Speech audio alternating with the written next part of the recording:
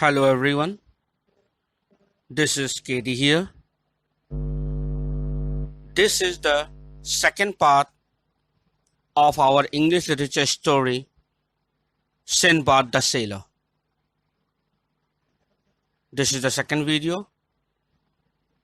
In the first video, I have narrated the first half of the story.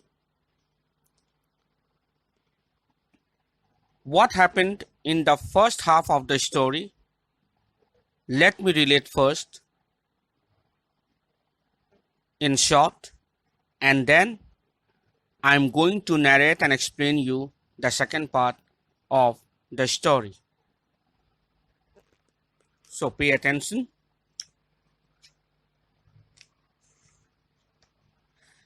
In the first part, we have seen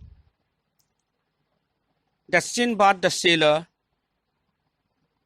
who is from Baghdad, was a travel lover. He loved traveling and he always goes on voyages. Sinbad in his life completed 7 voyages, that means 7 journeys, and each journey was full packed of adventures and amazing happenings. So in the first part, what we have seen is he goes for his second journey, that means second voyage. He took a boat, a ship. He took a huge ship and goes for a voyage along with his men and all his fellow merchants. After traveling for a few days, he and his men landed in an uninhabited island of great beauty. That's mean an island of uninhabited place where no one stays. They decided to take rest there, and after that they decided to continue the journey. At one spot in one corner of the island,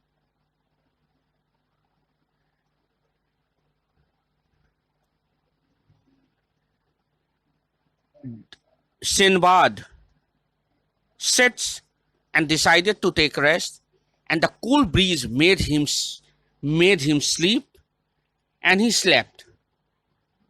By the time when he got up, he found that all his men went away, leaving him alone there. They must have forgotten to wake him up, because no one had seen him. He must be in one corner, and they went away.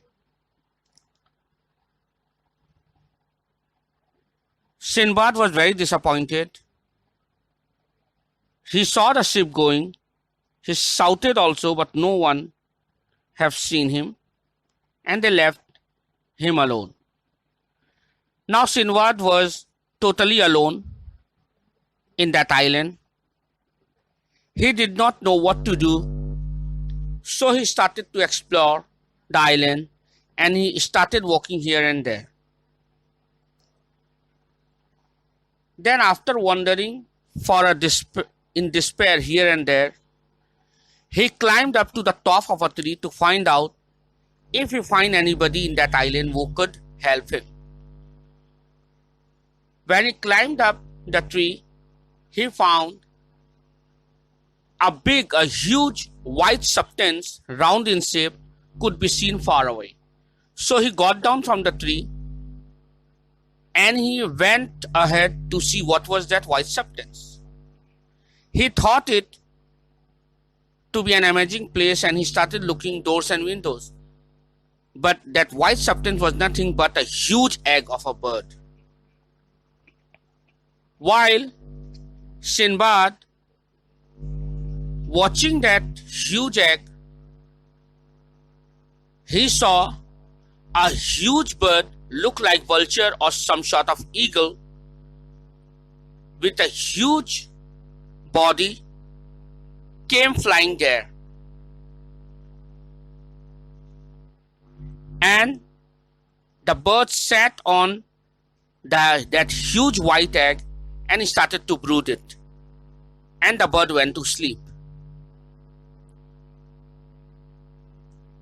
Sinbad was amazed and surprised to see that, and he recalled and he thought that his fellow merchants have told him many times the story about a huge bird, but today he could see it. And he started to make plan in his brain to go out of this island with the help of that huge bird. In the first part, I have explained you till here. The story so far was till here. And now in the second part, of this video, I am going to explain the rest of the story. So pay attention, keep watching the video from beginning till end. Happy digital learning.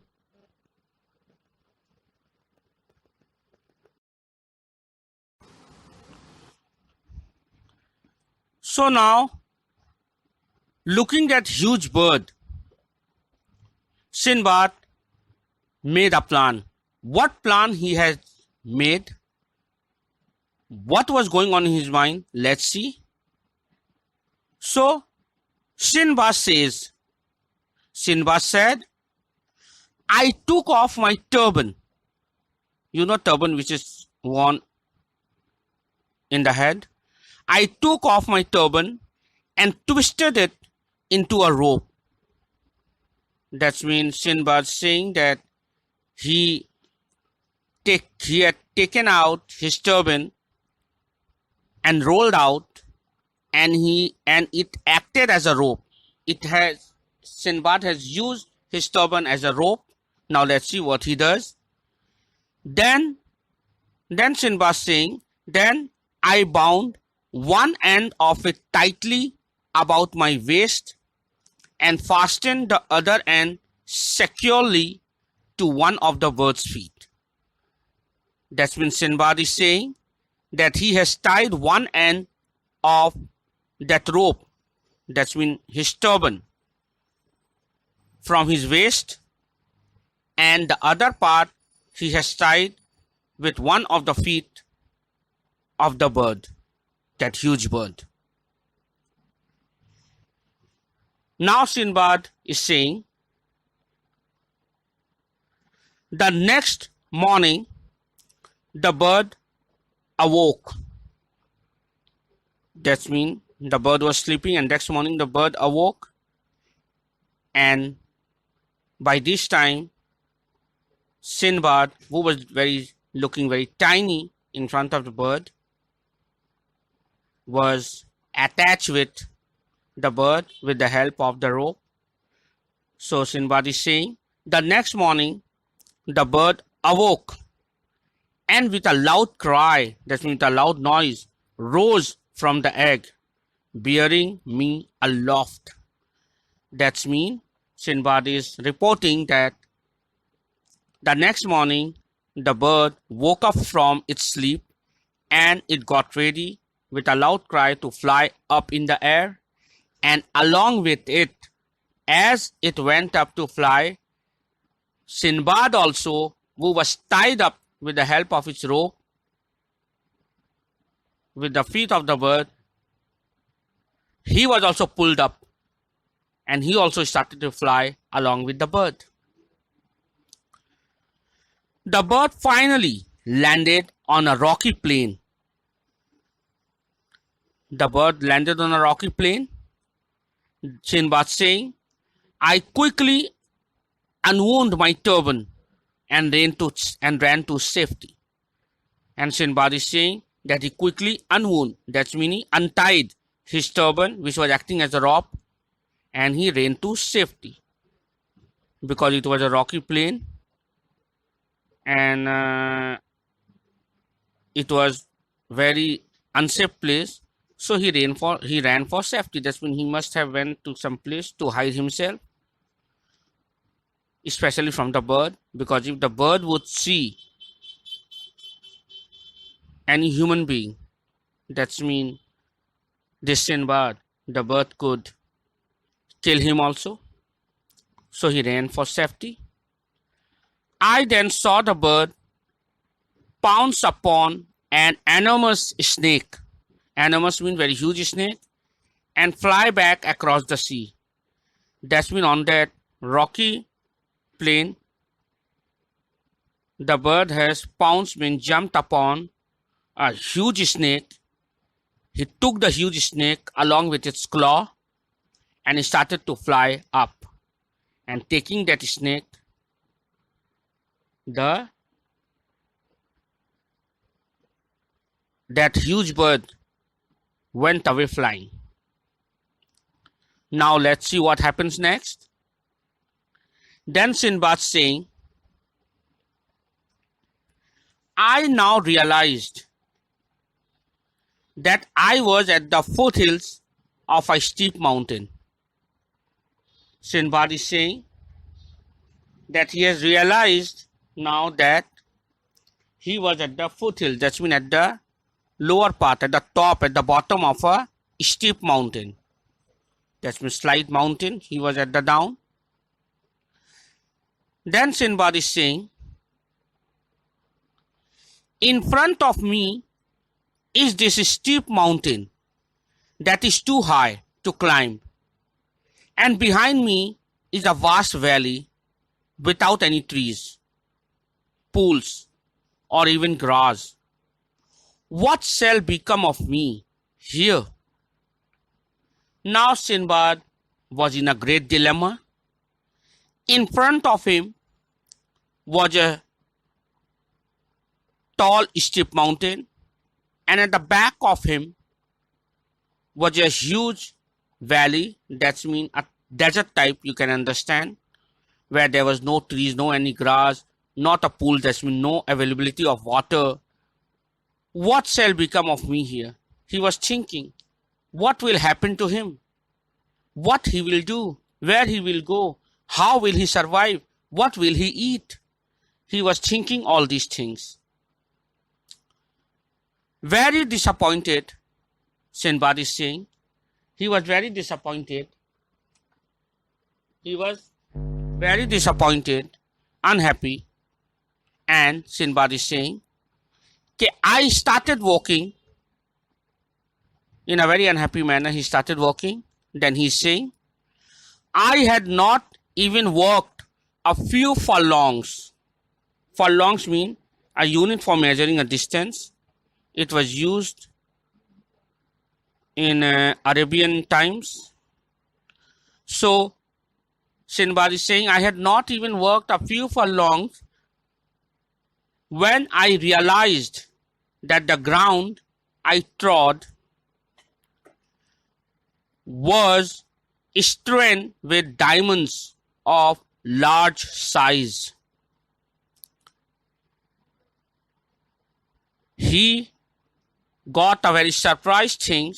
This happens with Sinbad in each of his voyage, in each of his journey, that something amazing happens.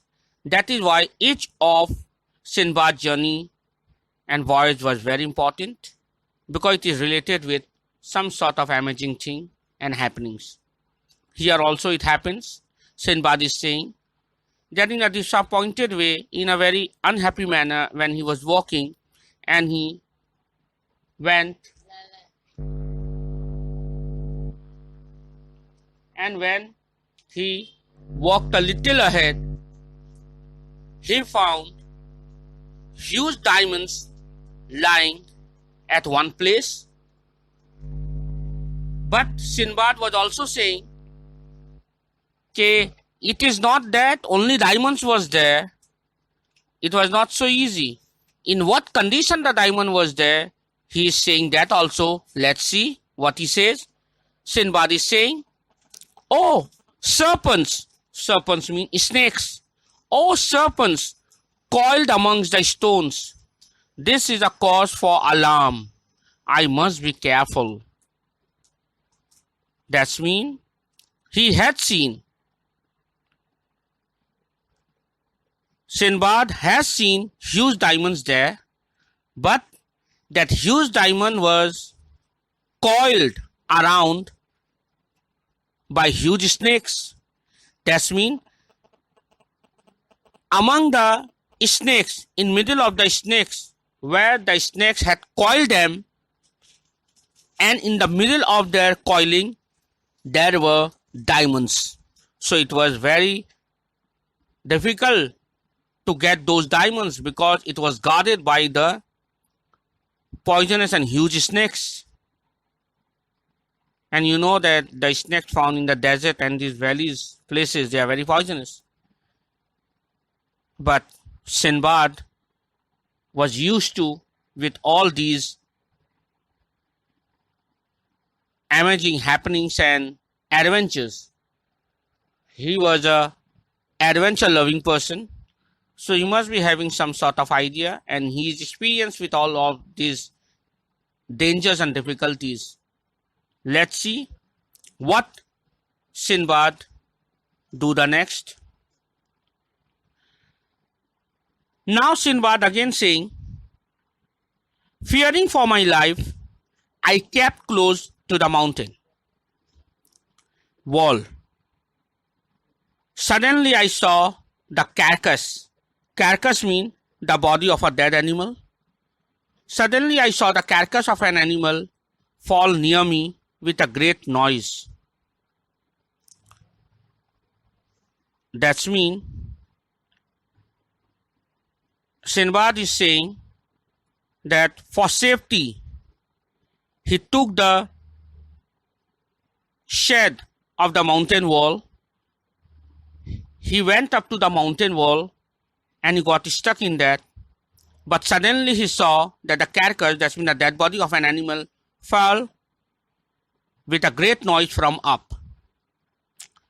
Then Sinbad saying, oh, this must be the valley of serpents, which I have heard other travelers talk about. I never thought this could be true. Again Sinbad is saying that I recalled some of my fellow merchants have also said that there was also a valley of serpents.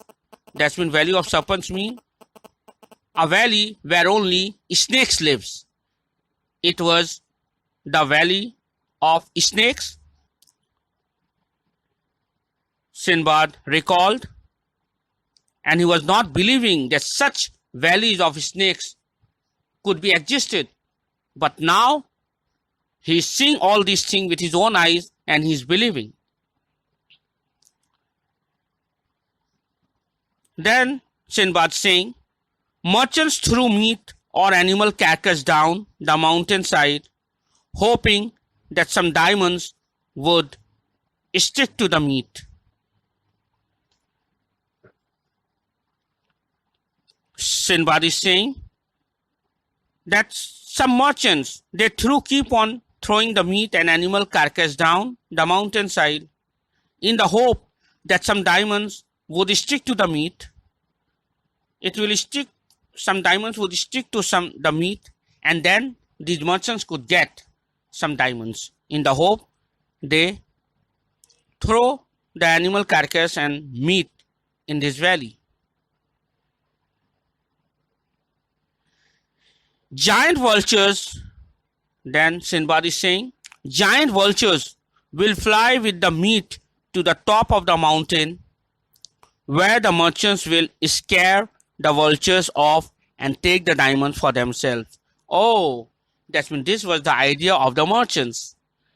That means, according to the Sinbad, what he says, what these merchants do, in this valley of snake, it was dangerous to come. They cannot come here. That's why they throw some meat or some carcass of animals, and in the hope that some diamonds would stick to the body of this carcass or animals or the dead body. And when the vultures will take, you know that vultures eat dead animals, and when these vultures will take these dead bodies of animals, these carcasses, away on the top of the mountain, then these merchants would have scare away these vultures, and the vultures will fly away, leaving the carcass behind.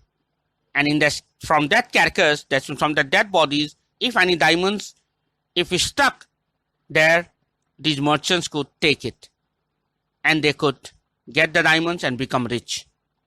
So these were the idea of the merchants. Now let's see what idea Sinbad applied to get the diamond. Sinbad saying, I now had an idea. I filled my pocket with diamonds. Then I crawled beneath the carcass of the animal and tied myself with it using my turban. Oh, it was an amazing idea. What? It was very difficult to get out of here. So what